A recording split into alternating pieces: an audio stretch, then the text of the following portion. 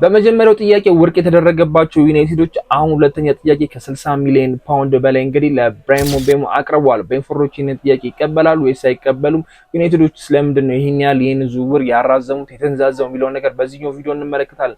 አነጋጋሪው የጋርናቾ ማሊያ ጋርናቾ የራሽፎርድን የአስቶን ቪላ ማሊያ መልበሱ እንግዲህ በጣም እያነጋገረ ይገኛል። ሌሎች የዩናይትድ ተጫዋቾችም ደግሞ እንግዲህ የተለያዩ የክለቦችን ማሊያ ለብሰው መታየታቸው አሁን ላይ በጣም እያነጋገረ ነው። በፈርጉሰን ታይም ቢሆን ኖሮ እነዚህ ተጫዋቾች ምን ይሆናሉ?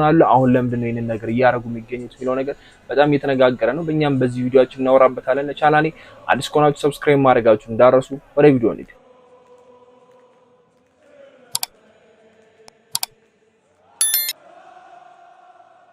ራሽፎርድና ጋርናቾ እንግዲህ በአሞሪም ስን ሁለቱም የተጠሉ ወር ደግሞ ያልተወደዱ ተጫዋቾች ማለት እንችላለን። ከስኳድ ውጪ ሲደረጉ ሁለቱም እኩል ነበር የተደረጉት።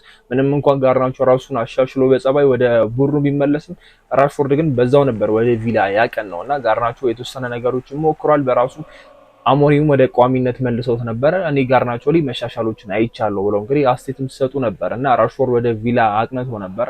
ጋርናቾም እንግዲህ በቡድኑ ውስጥ ሲያገለግል ነበርም እየተቀየረም እና እንደ ቋሚ አሰላልፎ ውስጥ ገብቶ ብዙ ጨዋታዎችን ማድረግ ችሏል በአሞሪም ስርም እንኳንና ምንም እንኳን የጎል ተሳትፎ ትንሽ ቢሆንም በአሞሪም ስር ቋሚ ነበር ማለት እንችላለን። አሁን ላይ ግን በጣም የሁለቱ ነገር በጣም ሌላ ታሪክ ውስጥ እየገባ ይመስለኛል። ከዩሮፓ ሊጉ ፋይናል ጀምሮ እስካሁን ድረስ ያሉ ነገሮች እያነጋገሩና ነገሮች በሙላ ጋርናቾንና አሞሪምን ይሆናል አይደል ጸብ ውስጥ የሚከት ነገር የሚመስል ነገር ነው ያለው። ከራሽፎርድ ጋር ከስኳድ ውጪ ከተደረጉበት ምክንያት ውጪ እንግዲህ የዩሮፓ ሊጉ ፋይናል ብዙ ታይም ማግኘት ነበረብኝ፣ በቋሚነት መጀመር ነበረብኝ ብሎ ኢንተርቪው መስጠቱ አሞሪምን አስቆጥቷቸው ከተጫዋቾቹ ፊት ለፊትም እንግዲህ ሌላ ክለብ እንዲፈልግ ተነግሮት እንደነበር ሁላችሁም የምታስታውሱት ነገርና ጋርናቾም ከክለቡ በዚህኛው ክረምት እንግዲህ እንደሚለቅ ነው የሚጠበቀው። አሁን ላይ ደግሞ ጋርናቾ የራሽፎርድ ማሊያ መልበሱ ለአሞሪም መልእክት አለው። አሞሪምን ለማናደድ ፈልጎ ነው፣ ክለቡን ለማናደድ ፈልጎ ነው የሚሉ በጣም ብዙ መረጃዎች እየወጡ ይገኛሉ። እኔ በራሴ አስተያየት ጋርናቾ የራሽፎርድ ማሊያ መልበሱ ብዙ የሚያስቆጣ ነገር አለ ብዬ አላስብም። ምናልባት ከአሞሪም ጋር ያላቸውን ነገር ለማስቆጣት ሊሆን ይችላል፣ አሞሪም ለማናደድ ነው ምናምን ነገር ብዬ አላስብም። ምክንያቱም ኦልሬዲ ጋርናቾ ከክለቡ እንደሚለቅ ከክለቡ ጋር ተነጋግሮ ወስኗል። ራሱ አሞሪምም ለጋርናቾ እዛው ተጫዋቾቹ ፊት ነግረውታል እና ምንም አሞሪም ሊናደዱበት የሚችሉበት አይነት ተጫዋች አይደለም፣ እየፈለጉት አይደለም።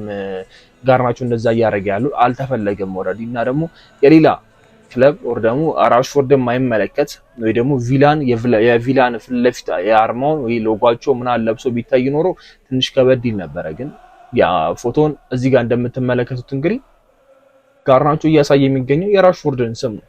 የራሽፎርድን 9 ቁጥር እንዳለበሰ የራሽፎርድን ስም እና ራሽፎርድን በዛው የኢንስታግራም ኮሜንት ስር እንግዲህ ብራዘር በሚል እንግዲህ ኮሜንት አድርጎልት ነበርና ይሄ ነገር ለምን እንደ ኢሹ እንደሆነ አልገባኝም። በጣም ብዙ ሰዎች እየተቀባበሉት ነው። አውቆ ነው ጋርናቾ ይሄንን የሚያደርገው። እንዴት ፕሪሚየር ሊግ ላይ ያለ ቲም ማሊያን ይለብሳል ምናምን የሚል ነገሮች አሉ። ራንደምሊዝም ብሎ አንስቶ አልለበሰም። ጽሁፍ የሌለው ስም የሌለው ነገር አልለበሰም። እኔ ጋርናቾ ዲፌንድ ለማድረግ ሳይሆን ነገሩ ግልጽ ለማድረግ ያክል ነው። እኔ የተሰማኝ ነገር የጋርናቾና የአሞሪም ግንኙነት ወረድ በቃ ተቋርጧል፣ ተለያይቷል ብዬ አስባለሁ። ዩናይትድን እሱን ለመሸጥ በጣም ፍቃደኛ ናቸው። ክለቦች እያማረጡ ነው። እሱን ከፍተኛ ወር ደግሞ ዩናይትድ የሚፈልገውን አይነት ገንዘብ ከተገኘ የሚሸጥ ተጫዋች ነው። ከቡድኑ ጋር ተነጋግሮ ጨርሷል። እንግዲህ ይሄ ተጫዋች እንኳን የቪላን ማሊያ አይደለም ዩናይትድ በጣም በታሪክ ተቀናቃኝ ከሚባሉት ከማይዋደዱት ከሊቨርፑል ደጋፊዎች ጋር የሊቨርፑል ማሊያ ቢለብስ ዩናይትዶች መናደድ አለባቸው ብዬ አላሰብም። ምክንያቱም ይሄ ተጫዋች ውጣ ክለባችንን አትመጥንም፣ ለአሰልጣኙ አጫወት አትሆንም፣ ባህሪም ለክለቡ አይሆንም ተብሎ የተገፋ ተጫዋች የማንንም ማሊያ ቢለብስ እኔ ክለቡ ምንም ግድ ሊሰጠው ይገባል ባይ አይደለም። ሳንቾ የፈለገ ነገር ቢናገር አሞሪም ወጥቶ ምንም ሊል አይችልም። በቃ አላረ ክለቡ ምናም ደጋፊ ሊናደድ ይችላል፣ ደጋፊ ሪያክት ሊያደርግ ይችላል ምናም፣ ግን ደጋፊውን የሚያናድ ነገር ጋርናቾ አርጓል ብዬ አላስብም።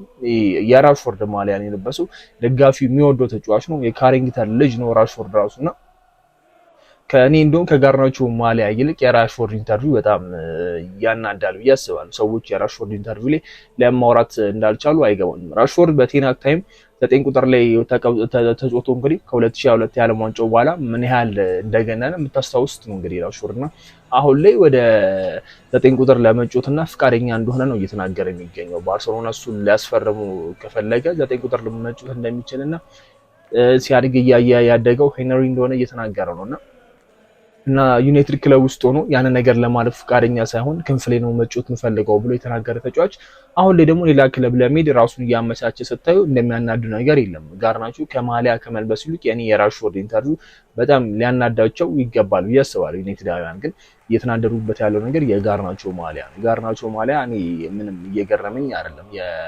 ራሽፎርድ ማሊያ ነው። ከመሬት ተነስቶ ለብሰው ቢሆን ኖሮ ሜቢ ቪላን እንዲያስፈርመው እየጠየቀ ነው። እንዳያስፈርመው ቢጠይቅም ዩናይትዳውያን ደስተኛ ሊሆኑ ነው የሚገቡት። ምክንያቱም ልጁን ለመሸጥ ይፈልጋል። ከልጁ የሆነ ገንዘብ ማግኘት ይፈልጋል። ለዛ ራሱን እያቀረበ ከሆነ ዩናይትዶች ሊናደዱ አይገባም። ጋርናቾ የሆነ ክለብ ሄዶ ወኪሉን አናግርልኝ ብሎ ቢጠይቅ ዩናይትዶች ሊናደዱ አይገባም። ይሄ ተጫዋች ኦልሬዲ ተሸጠሃል፣ መሸጥ አለብህ፣ በዚህኛው ክረምት ትለቃለህ የተባለ ተጫዋች ነውና ሄዶ ክለቦችን ቢያናገር መብቱ ነው። ለመሸጥ ሬዲ ነው እና እሱ የፈለገበት ክለብ ሄዶ አፕሮች ማድረግ የማለት መብት አለ። ዩናይትድ የሚፈልገውን ገንዘብ ክለቡ የሚያቀርብ ከሆነና በጋርናቾ መነደድ በጣም ምንም አልታየኝም። ምንም ይሄን ያህል ኢሹ መሆን ያለበት ጉዳይም አይደለም።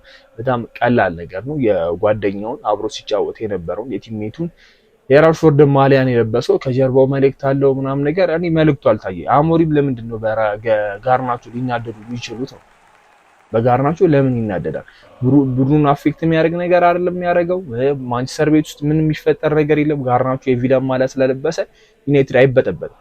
በጣም ይሄ ግልጽ ነገር ነው። ምንም የሚበጠበጥ ነገር የለም። ምንም የሚያጡት ነገር የለም እና ከጋርናቾም ደግሞ አለ ዩናይትድ ቤት ውስጥ ኪ ተጫዋች አይደል። ኪ ከመሆኑም አንፃር በቃ ለአሞሪም ማታስፈልግም የተጫዋች ስለሆነ ምንም የሚያደርገው ነገር ስለሌለ ለምንድን ነው አሞሪም የሚናደዱት? ለምንድን ነው ዩናይትድ የሚናደዱት? ለምንድን ነው ደጋፊ የሚናደደው? እና ይሄንን ነገር መረዳት አለባቸው ብዬ አስባለሁ።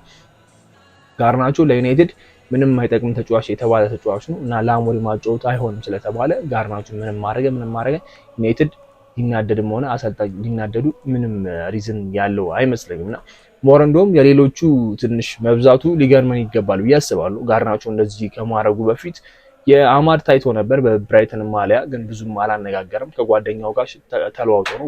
ጓደኛው የዩናይትድ ማሊያ ለብሷል፣ እሱ ደግሞ የብራይተኑን ለብሶ ትሬዲንግ እያደረጉ ነበር። ከዛ ዶርጉም እንግዲህ የሮማ ማሊያ ለብሶ ታይቶ ትሬዲንግ ሲያደርግ ከዛ የፍላሚንጎ ማሊያ ደግሞ ኡጋርቴ ለብሶ እንግዲህ ታይቷል። እና ትንሽ መብዛታቸው ሊያነጋግር ይገባል እንጂ የጋርናቾ ብቻ ለምንድን ነው የምለው። እና ከዛም የጋርናቾ ነገሮች እየተወራ ባለ ሰዓት ደግሞ ሃሪ አማስ እንግዲህ የታዳጊው የግራ ክንፍ ታዳጊ እንግዲህ የማድሪድ ማሊያ ለብሶ እንግዲህ ትሬኒንግ ሲያደርግ ታይቷል። እና ትንሽ ነገሮች ለዩናይትዳውያን ያስቃሉ፣ ይገርማሉ። ለምንድን ነው እነዚህ ተጫዋቾች በሌላ ክለብ ማሊያ ትሬኒንግ እያደረጉ ያሉት እየሰለጠኑ ያሉት ምናምን የሚለው ነገር አለ አይደል? የሆነ እንደ ካልቸር ሊወሰድ ይገባል። የዩናይትድ ማሊያ ለብሳችሁ የትኛውን ቦታ ላይ ስትንቀሳቀሱ ያንን ነገር ማድረግ አለባችሁ፣ የሆነ ነገር ማድረግ አለባችሁ። እንደ ክለብ ሊናገራቸው የሚገባ ነገር ነው እንጂ አንዱን ተጫዋች ብቻ ነጥሎ መውቀስ ተገቢ አይደለም። የእንግሊዝ ፕሪሚየር ሊግ ቲም ነው የለበሰው፣ አማድም የብራይተንን የለበሰው እና ከቪላ ጋር ዩናይትዳውያን ይሄን ያህል እንደዚህ ምንም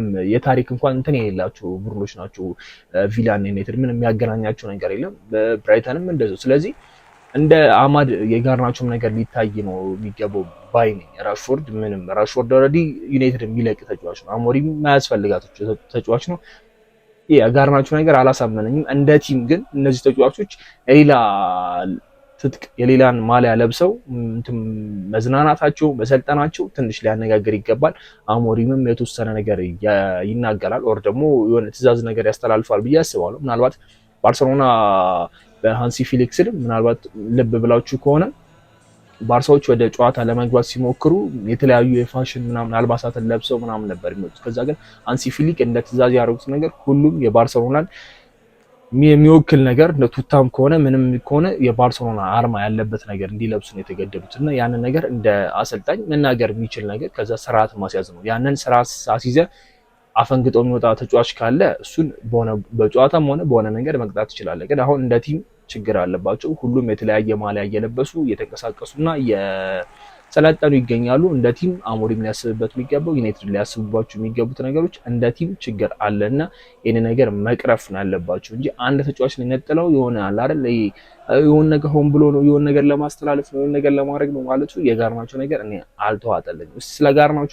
በራሽፎርድ ማሊያ ዙሪያ ያላችሁን አስተያየት ኮሜንት ላይ አስቀምጡልኝ። ምንድን ነው የተሰማችሁ? መጀመሪያ ስታዩስ የሌሎች ተጫዋቾች ልክ ነው ልክ አይደለም የሚለው ነገር ኮመንት ላይ ያሳውቁኝ። ስለ ብራያን ምቤሞ እናወራ። እንግዲህ ብራያን ምቤሞ ትናንትና እንግዲህ ፋብሪዞን ባረጋገጠው መሰረት ዩናይትድ ያጋን ለ60 በላይ ሚሊዮን የሚጠጋ እንዳቀረቡ እንግዲህ ተሰምቷል። የመጀመሪያው 40 ምናምን ነበር፣ እሱ ውድቅ ተደረገ። ከዛም የተወሰኑ ድርድሮች ነበሩ። አሁን ላይ እንግዲህ 60 የሚጠጋ ከ60 በላይ የሚጠጋ እንዳቀረቡ ነው እየተሰማ ያለው። ይህ ዝውውር አንደኛ የተዝናዛበት ነገር ባለፈውም ነገር ያችሁ ነበር፣ ዩናይትድ የፋይናንሻል ፌር ፕሌይ ችግር ስላለበት ገንዘቦች የሚያወጣበትን መንገድ የሆነ መፍትሄ እየፈለገ ነው የሚገኘው። ዝውውሮችን በ2 በ3 ዓመት ለመጨረስ እየሞከረ ነው የሚገኘው። የማቲያስ ኩኛው ዝውውር እንደዛ ነበረ። በ5 ዓመት ለመጨረስ ነበር ያሰበው። ወልቭዞች አልፈለጉም። የተወሰነ ድርድር ቆየበት። ከዛ በኋላ በ2 ዓመት ነገር ሆነ። የቤንፎርዱን እንደዛ ይመስለኛል የተንዛዛበት ነገር። አሁን ከብራያን ምቤሞ ዝውውር ተሳካ እንኳን የሚባል ታዩታላችሁ። በጣም እርግጠኛ ነኝ በ2 የሚከፈል ወይ ደግሞ በ3 የሚከፈል የዝውውር ሂደት ነው የሚሆነው። ዩናይትድ ይሄን ያህል የተንዛዛው ዝውውሩ ለዛ ነውና እርግጠኛ መሆን ያለባችሁ ነገር ዩናይትድ ፋይናንሻል ፌር ፕሌይ ላይ ራሱን ለችግሩ ስላለመክተት ሲል ተጫዋቾችን የሚያስፈርምበት መንገድ በጣም ለየት አድርጎ ነው እየከፋፈለ የሚከፍልበት መንገድ። ኦር ደግሞ ተጫዋቾቹ ግዴታ ውድ መሆን የለባቸው። ከ30 ምናምን የሚጠጋ ሚሊዮን በታችና 30 ከሆነ በአንዴ ሊከፍል ይችላል። 60 እና ከ60 በላይ የሚሆን ከሆነ ግን ከፋፍሎ ነው የሚከፍላቸው። ኦር ደግሞ የተወሰነ ነገር እጨምራለሁ የሚል ነገር ተስማምቶ ከቤንፎርድ ጋር ያን ነገር የማድረግ እድል አለው ብዬ አስባለሁ። እና በዚህ ሳምንት የኛው ዝውውር ይጠናቀቃል ብዬ አስባለሁ። የጥያቄ ሲያቀርብ በአንዴው ድርድሮች ሳይኖሩ ዝም ብለው ምናምን ነገር ከቤንፎርድ ጋር ሲያወሩ አይደለም ይሄን ጥያቄ ያቀረበው። ከመጀመሪያው ውድቅ ከተደረገበት በኋላ ውይይቶች እንደነበሩ በጣም ግልጽ ነበረ። ያ ውይይት ደግሞ ያከፋፈልና የብሩ መጠን ነው። የብሩ መጠን እስከ 60 ምናምን እንደሚገመት በጣም ግልጽ ነበረ። ግን ያከፋፈሉ ሁኔታ ዩናይትድ ለሱ እንደሚመቸውና ቤንፎርዶች ደግሞ ለነሱ እንዲመቻቸው አድርገው ነው የተወሰነ ነገር እየተደራደሩ የሚገኙት። አሁን ላይ ያ ድርድር እውነት ዩናይትድ እንደፈለገው በ2 በ3 አማ ክፍያ ይከፍለዋል፣ ወር ደግሞ ቤንፎርዶች ይግም ብለው በአንድ ክፍያ ዩናይትድን ያስከፍሉታል። ከዛ ዩናይትድ ደግሞ ሌላ ተጫዋች ለማስፈረም እነ ራሽፎርድ እነ ጋርናቾን መሸጥ የሚለው ነገር እስኪጠበቅ ድረስ ቁጭ ማለት ይቀራሉ የሚለው ነገር አሳሳቢ ነው የሚሆነው።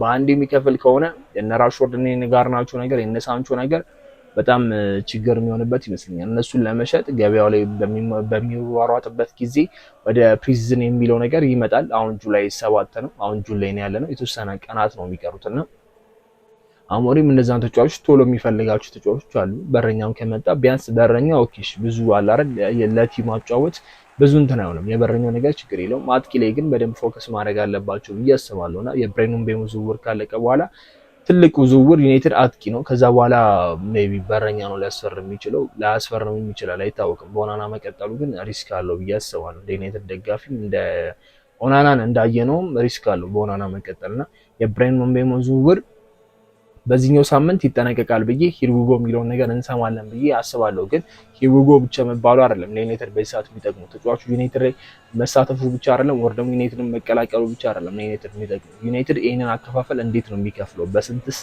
ዙር ነው ሊከፍል የሚችለው? በአንዴው ከከፈለ እንዳልኳችሁ ፋይናንሻል ፌር ፕሌይ ችግር አለበት እና በአንዴው የመክፈል እንትን ውስጥ የሚገባ አይመስለኝም። የሁሉ ታይምም ዝውውሩ የተንዛዛው ድርድር ላይ የቆዩት በዚህኛው ሪዝን ነው ብዬ አስባለሁ። እና ዩናይትድ ቢያንስ በሁለት የሚከፈል ዝውውር ቢያደርገው በጣም ለዩናይትድ የተሻለ ነው እና ቀጣይ ተጫዋች ላይም የሆነ ብር ለማውጣት ተገቢውን ነገር ያገኛሉ ብዬ አስባለሁ።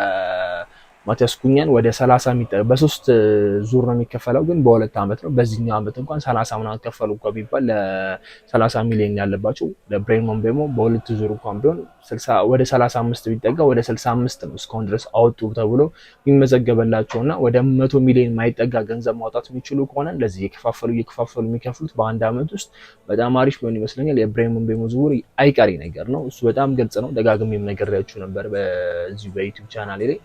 ግን ደግሞ ያከፋፈሉ ሁኔታ ዩናይትድ በሚፈልገው መንገድ እና ዩናይትድን በማይጎዳ መንገድ ተጫዋቾችን የመሸጥ ግዴታ ውስጥ በማይገባ መንገድ ተጫዋቾችን ለማስፈረም ይሞክራልና ትላልቅ ተጫዋቾችን ለማስፈረም ይሄ ሲስተም ይሰራለት አይመስለኝም። ግዴታ ተጫዋቾችን መሸጥ ነው ያለበትና ወይ ደግሞ ግዴታ ትልቅ ብር ማቅረብ ነው ያለበት። ልክ አሁን ፍራንክፈርቱን ተጫዋች ጎ ኤኪቴክን ለማስፈረም እንደዚህ ከፋፍዬ ልክፈል ምናምን ነገር ቢል ፍራንክፈርቶች የሚሰሙት አይመስለኝም። የቪክተር ኮሬክሽንም ከፋፍዬ ልክፈል እንኳን ቢል የሚሰሙት ነገር አይደለም እና እነዚህ ብራያን ምቤሞ ላይ እነዚህ አይነት ሜቶዶች መጠቀሙ በጣም አሪፍ ነውና ቤንፎርዶቹ ይሄንን ነገር ተቀብለውት ተጫዋቹ ወደ ዩናይትድ ይቀላቀላል የሚል ነገር ተስፋ አለኝ። በዚህኛው ሳምንት እስቲ ሂጉን እንሰማለን ብዬ አስባለሁ። የብራሂም ምቤሞ ዝውውር ይጠቅማል ወይስ አይጠቅምም? እናንተን አስተያየት እስቲ ኮመንት ላይ አስቀምጡልኝ።